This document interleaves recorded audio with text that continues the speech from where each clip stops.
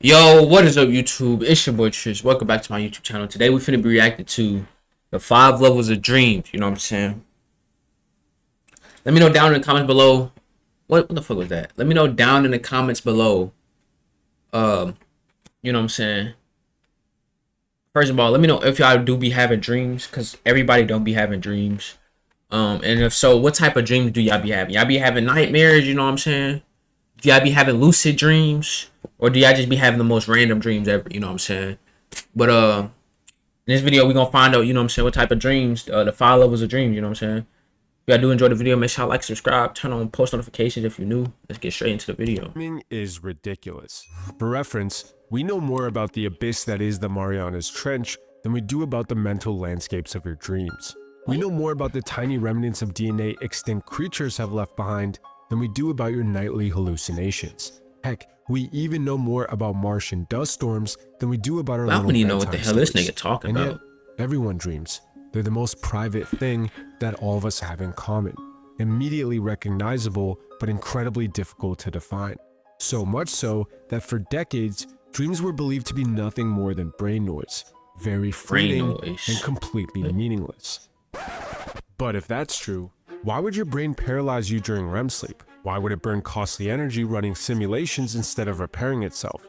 And why would REM sleep appear in the womb way before any life experience? The reality is, the rabbit hole of dreams is deep, way deeper than you think. And from personal Reddit threads claiming to see the same stranger in every dream for over a decade, to entire scientific databases containing tens of thousands of peer-reviewed dream reports, completely different people find themselves in the exact same places with the exact same sequence of events, sometimes even while being awake. So what exactly is going on here?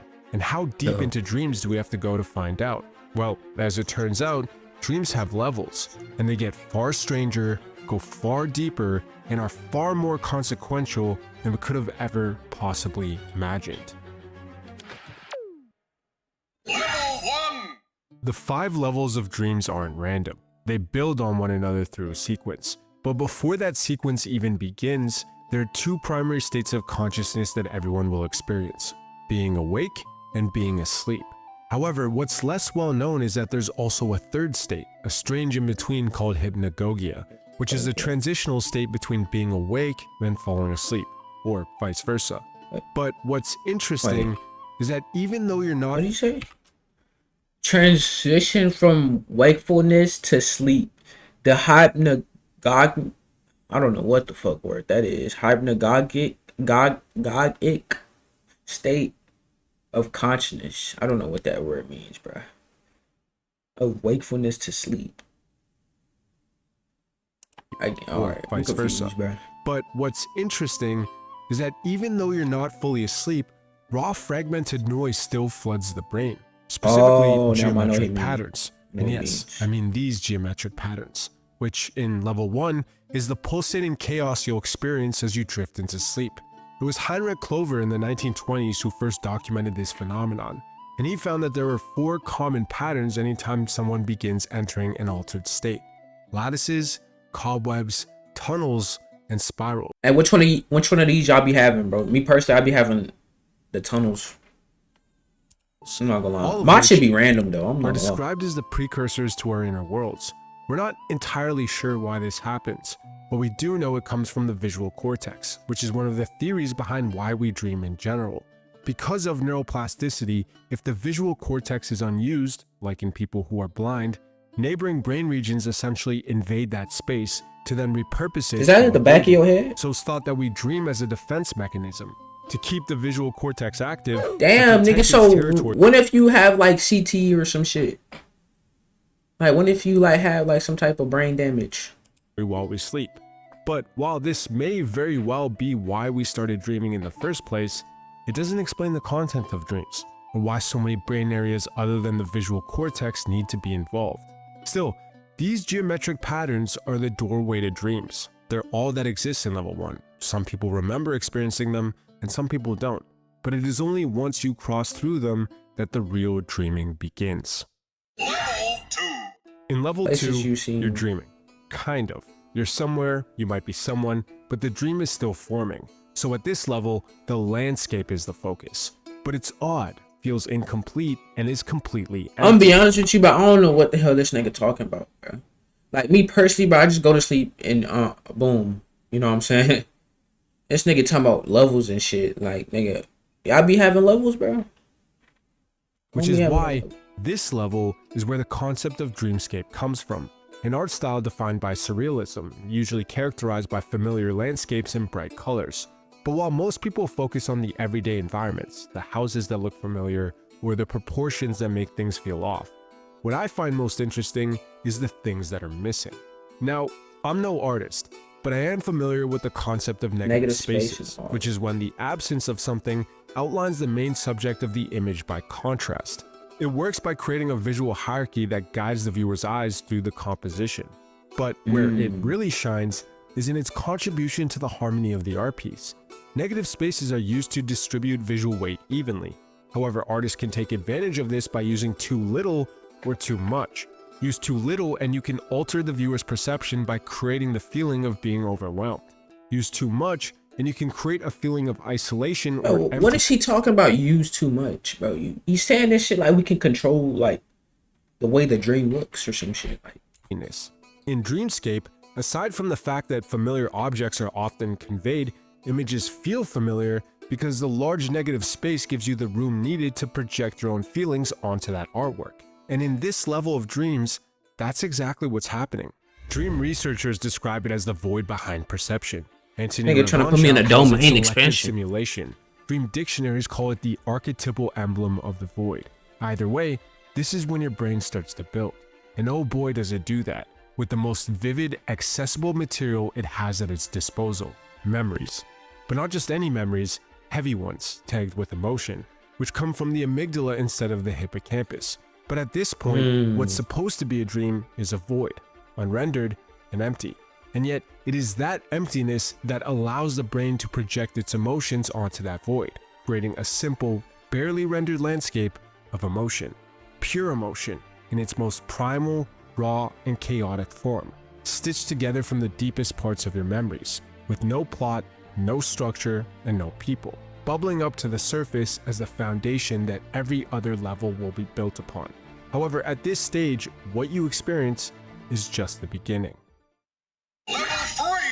A strange phenomenon that exemplifies what level 3 is about is the airport dream, which has hundreds of I've never had this dream before. Airport dream. I've never had an airport dream before. What type of dreams y'all niggas be having? Was dedicated to it on our dreams. In them, people report finding themselves in an airport, scrambling to catch a flight. But as they make their way towards the flight gate, things start to go terribly wrong. At first, the gate will move or disappear. In response, I'm not gonna lie, bro. I just hate how in dreams, bro, like how you can't just like, nigga, like y'all ever be trying to like run from some shit and like, nigga, you running and like, bro, like you try to run from some shit, right? And you run it, but like you run it at like, bro, the slowest. Like you try to run as fast as you can, but you running as slow as you can, my nigga. Like this shit just be so stupid, bro. Like, I don't know how to explain it, bro. You got a nigga, you know what I'm saying? You got a nigga chasing you with a machete and shit. You. Like, bro. The dreamer changes course, but as they do, they get lost. So in a desperate attempt at reaching their flight on time, they try to ask people for help, but get ignored. Or worse, turn to find themselves as the only person in a massive airport. And no matter how much they run or how hard they try, eventually they'll miss their flight. Now, by itself, this isn't a particularly unsettling dream. It's not comfortable, obviously, but I wouldn't call it a nightmare. However, where things do start to get nightmarish is when they repeat. And in the airport dream, this seems to be a frequent occurrence, as a couple months later, the same person will find themselves in the same narrative arc, but happening on a cruise, or in a hotel, or when they're on vacation, all of which have the same outcome, but with a different sequence of events. Generally, it's thought that a dream about never arriving in a transportation setting is tied to anxiety about unresolved life tasks. But with the setting itself depending on the transportation settings you're most accustomed to. Regardless, this phenomenon perfectly encapsulates the key aspect of this level. It's metaphorical.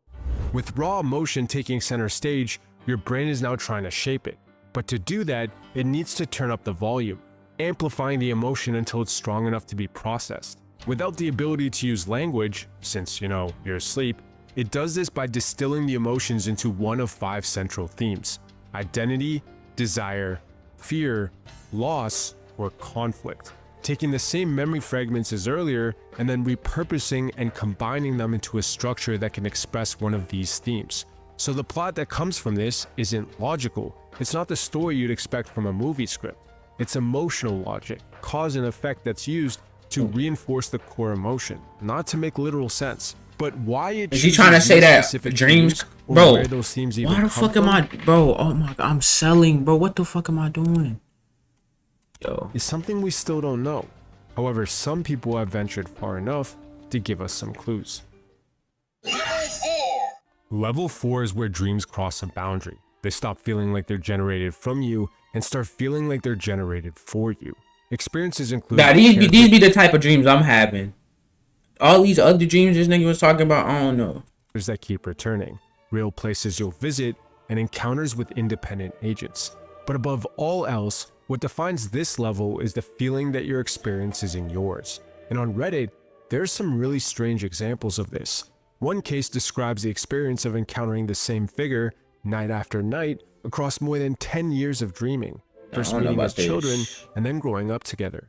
Another describes dreaming about places they've never been to or heard of, vividly picturing everything, like the colors, the architecture, or the extravagant shop names, only to then wake up and find out that that place and the way they dreamt it actually exists. In both cases, the dream unfolds from their perspective, while the person and place feel like independent agents. However, these are individual examples. It's not like this theme is that widespread, right? Nope. When I was looking through the massive dream bank database, the most interesting thing I found was this. Consistent reports of being chased, sometimes by strangers and sometimes by people you know, sometimes on foot and sometimes in a vehicle. Regardless, the theme is so widespread that it consistently ranks in the top 3 most experienced nightmares, as well as being the single most frequently reoccurring one. But what's more is that it's often accompanied by an inability to escape, where the dreamer falls and then gets caught, or where their legs get so heavy that they can't move. It's not like the dreamer wants that to happen. That's exactly how the fucking dreams be. I promise you, that's how them always be. Oh my god, what the fuck even happened right here, bro? The hell? Nigga, what the fuck? Actively trying to escape, and yet, in a similar manner to the Reddit examples, no matter how urgently they try, the outcome is inevitable. I believe that this is because the elements of your dreams can mean multiple things at once. But why this happens is particularly interesting to me. We know it's because, in some way, level 4 is where the brain attempts to extract meaning from the structured emotions it created earlier. But extracting meaning predominantly comes in 2 forms. There's the top layer, which is subjective and personal, determined by things like your experience, memories, and how you interpret them. And then there's the deeper layer, which is universal and instinctual, shaped by evolutionary pressures or the inherited neural templates that follow. Generally, the structuring of dreams comes from the top layer, so think things like the people, length of, or situations in your dreams. While the emotional gravity, the 5 themes from earlier, come from the deeper, shared layer. In your dream, both are present at the same time, but to do that, your brain uses something called an emergent attractor network, which, to keep it brief, are reoccurring motifs of memory that... I'm gonna be honest, I don't know anything he's talking about, due to how they're connected. This gives them 2 key properties: stable concepts that can be recalled consistently, while also being flexible enough to adapt to new experiences. The adaptable part is where your control in the dream, the top layer, comes from, while the stable part stays the same, and is where the elements you can't control come from. So, for example, if you experience a nightmare about being chased, the person chasing you might embody something from your personal life that you've had a recent conflict with, while the experience of being chased embodies the universal fear of a confrontation with inescapable consequences. I'm not gonna lie, bro. I remember like dreaming one time, bro. I'm not gonna lie, bro. Nah, this is crazy though. Like, this gonna sound like the craziest glaze ever. But like, bro, I remember this one time, bro. Like, it was the most random dream ever, my nigga. Like, so boom, right? Hold on, I gotta go full face right there with this one, right? But it was. This gonna sound crazy as fuck. I promise you. It was me, young boy, and Duke Dennis, right? This sound crazy, right? This shit was so stupid, my nigga. Like, it was like we was on like some weird ass like I wouldn't say desert area. It was like desert area, like dead grass and shit. I don't know. It was stupid, right? And it was a big ass spaceship. It was like a big ass spaceship. Like I don't know. It just had like it had an engine and shit. Like it wasn't no regular like alien spaceship. It was like it had an engine. It had like fire coming out of it and shit, right? It was so stupid, my nigga. Like it was like boom. You had to in order to get in the spaceship, my nigga. You had to do like a backflip or some shit to get in there. Like I swear, I promise you, like nigga, you had to go all the way in the sky and do a backflip, and then you get in that hole.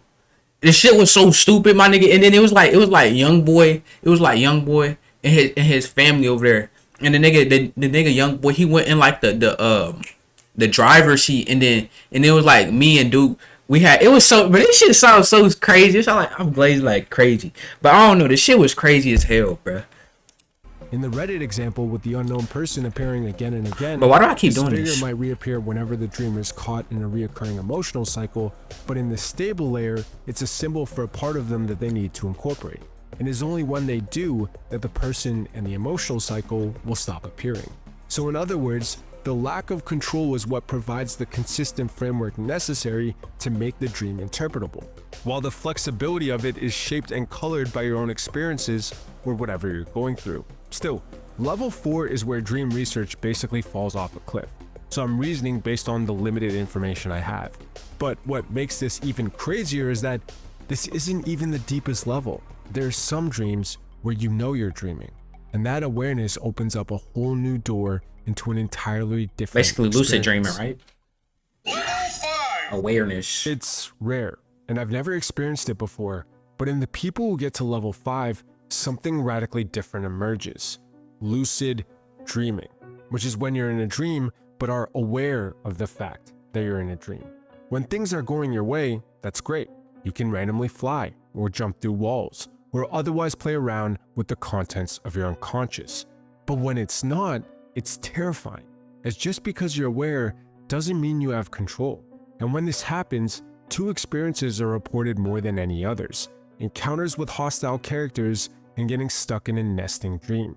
In the first one, there are many reports on both Reddit and the Dream Bank that explain what happens. The person becomes lucid, gains awareness, and tries to tell the figures in their dreams that they aren't real. In the good scenarios, nothing happens, but in the bad ones, the characters get angry, sometimes screaming things like, "You weren't supposed to know," and at others, just turning around to lunge at the dreamer.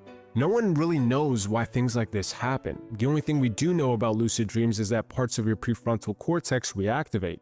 But even that gets complicated, because in the second experience, you don't have the same level of freedom. As the reports go, a person wakes up and starts their day. They get dressed, use the bathroom, and brush their teeth. At first, everything feels normal, until they catch the reflection in the mirror.